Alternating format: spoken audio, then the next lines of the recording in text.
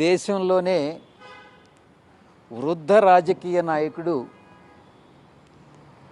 చంద్రబాబు నాయుడు గారి పుణ్యమానని నన్ను లిక్కర్ కేసులో అల్టీరియర్ మోటివ్తో A5గా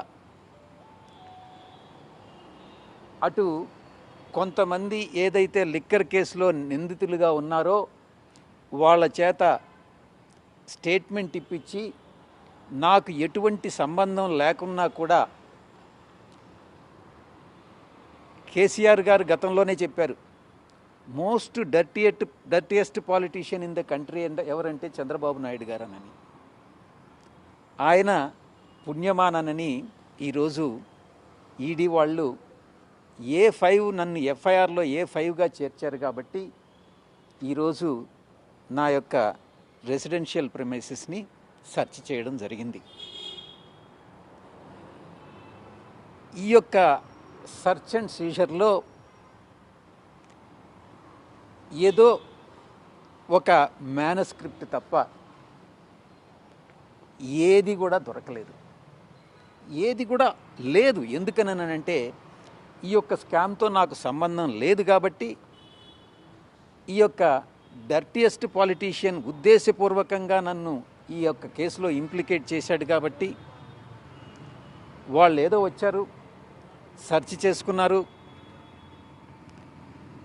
ఏదో సిట్ వాళ్ళు రికార్డ్ చేసినటువంటి కొన్ని స్టేట్మెంట్స్ ఇక్కడ ఇంట్లో ఉండడం జరిగింది, వాటిని తీసుకెళ్ళడం జరిగింది.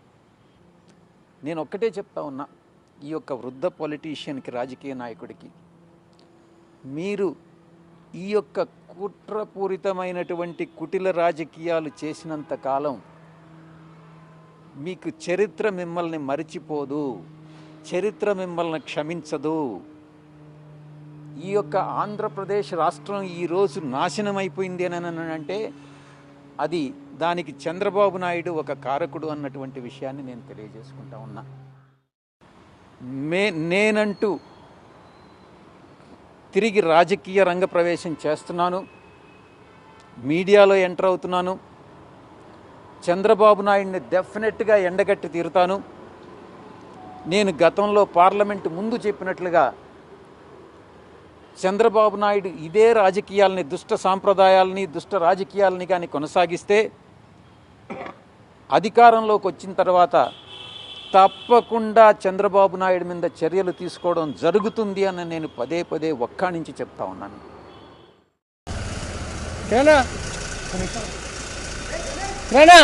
ఒక్క నిమిషం ఆగి వెనక్కి వస్తారు, వెళ్ళిన తర్వాత అన్నా వెళ్ళని